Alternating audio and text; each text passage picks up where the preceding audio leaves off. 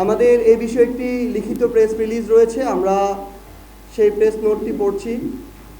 ঐতিহাসিক রক্তস্নাত জুলাই ফিরে এসেছে নতুন প্রত্যাশা ও প্রেরণার বার্তা নিয়ে। হাজারো শহীদের আত্মত্যাগ এবং ছাত্র জনতার গণ অভ্যুত্থানের মধ্য দিয়ে অর্জিত নতুন গণতান্ত্রিক বাংলাদেশের ইতিহাসে জুলাই একটি অনন্য অধ্যায়। এই ঐতিহাসিক মাসকে যথাযথ মর্যাদায় স্মরণ এবং গণ অভ্যুত্থানের আকাঙ্ক্ষা নতুন প্রজন্ম ও দেশের সর্বস্তরের মানুষের কাছে পৌঁছে দিতে দেশ গড়তে জুলাই জাগরণ শীর্ষক মাসব্যাপী কর্মসূচি ঘোষণা করেছে জাতীয় নাগরিক পার্টি এনসিপি।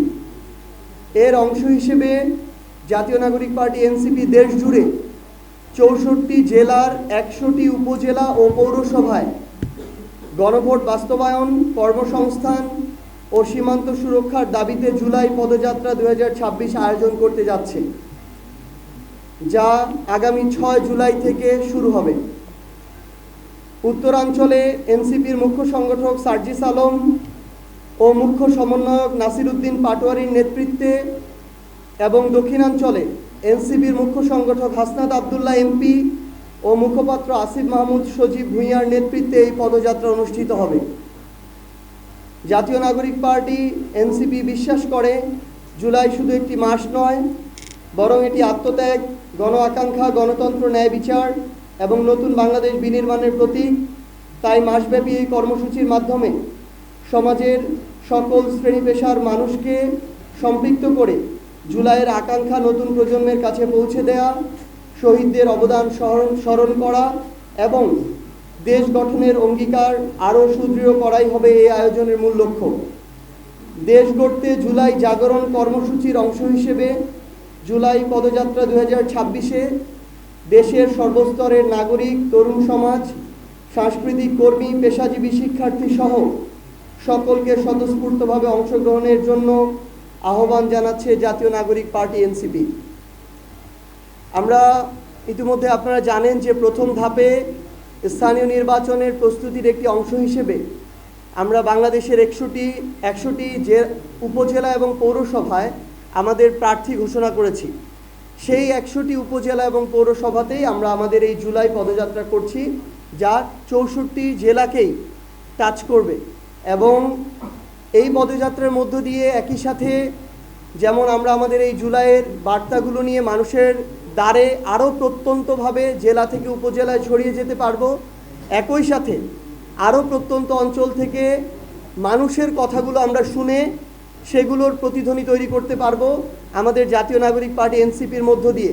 পাশাপাশি যেহেতু এনসিপি মাত্র অল্প কিছুদিন আগে আত্মপ্রকাশ হয় একটি রাজনৈতিক দল, এখনও ২ বছর পূরণ হয়নি, সেই জায়গা থেকে এর মধ্য দিয়ে আমরা ওই স্থানীয় পর্যায়ে যারা আমাদের প্রার্থী রয়েছেন তাদেরকে স্থানীয়ভাবে পরিচিত করে তোলা, সাংগঠনিক সক্ষমতা সেটি যাচাই করা এবং এই উপলক্ষে প্রোগ্রাম আয়োজনের মধ্য দিয়ে ওই উপজেলায় এনসিপির নতুন করে একটি অবস্থান তৈরি করা, এটিও আমাদের এই কর্মসূচিতে আমরা উপজাত হিসাবে পাবো বলে আমরা আশা করছি।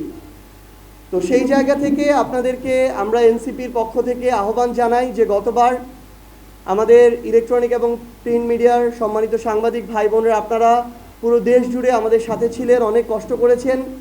আমরা আমাদের এই মূল প্রতিপাদ্য যেটি রয়েছে এটির পাশাপাশি আরও অন্যান্য বিষয় যেমন নিত্য প্রয়োজনীয় দ্রব্যমূল্যের ঊর্ধ্বগতি, গ্রামাঞ্চলে মানুষ প্রচণ্ড বিদ্যুৎ সংকটে ভুগছে, আমরা মাঠ পর্যায়ে যখন দেখি সার থেকে শুরু করে কৃষকের প্রয়োজনীয় যে জিনিসপত্রগুলো, কীটনাশক, প্রত্যেকটির দাম সিন্ডিকেটের কারণে অনেক হারে বৃদ্ধি পাচ্ছে। আমরা দেখতে পাচ্ছি সরকারের পক্ষ থেকে রাষ্ট্রীয়ভাবে যে সুযোগ সুবিধাগুলো দেয়া হচ্ছে সেটা শুধুমাত্র একটি দল, ক্ষমতাসীন দল বিএনপির নেতাকর্মীদেরকে দেয়া হচ্ছে। বিএনপি 50% ভোট পেয়ে এবার নির্বাচিত হয়েছে, তাহলে বাকি যে 50% মানুষ যাদের মধ্যে অনেকে আছে অত্যন্ত নিডি, যারা অত্যন্ত একটা কঠিন সময় পার করছে, সেই মানুষগুলো এই সুযোগ সুবিধাগুলো পাচ্ছে না। তাহলে এই বিষয়গুলো আমরা শুনতে এবং তুলে ধরতে মাঠ পর্যায়ে যাচ্ছি। আপনারা এই জায়গায় আমাদের সাথে পূর্বের মতো থাকবেন, এটা আমাদের প্রত্যাশা।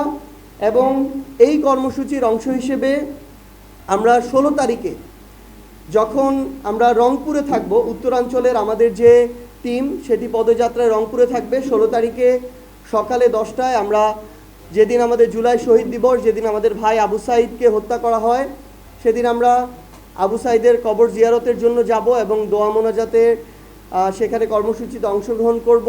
পাশাপাশি 15 জুলাই আমরা কুড়িগ্রামে একটি কৃষক সমাবেশ করতে যাচ্ছি একই সাথে আমাদের পদযাত্রার অংশ হিসেবে, এবং সেই ঐতিহাসিক কৃষক সমাবেশের মধ্য দিয়ে জাতীয় নাগরিক পার্টি এনসিপির আরেকটি উইং, আরেকটি অঙ্গ এবং সহযোগী সংগঠন জাতীয় কৃষক শক্তির সেদিন আত্মপ্রকাশ ঘটবে। তো এই হচ্ছে আমাদের জুলাই পদযাত্রার আজকের যে প্রেস ব্রিফিংয়ের মূল কথা। এখন যদি আপনাদের যে কোনো প্রশ্ন থাকে।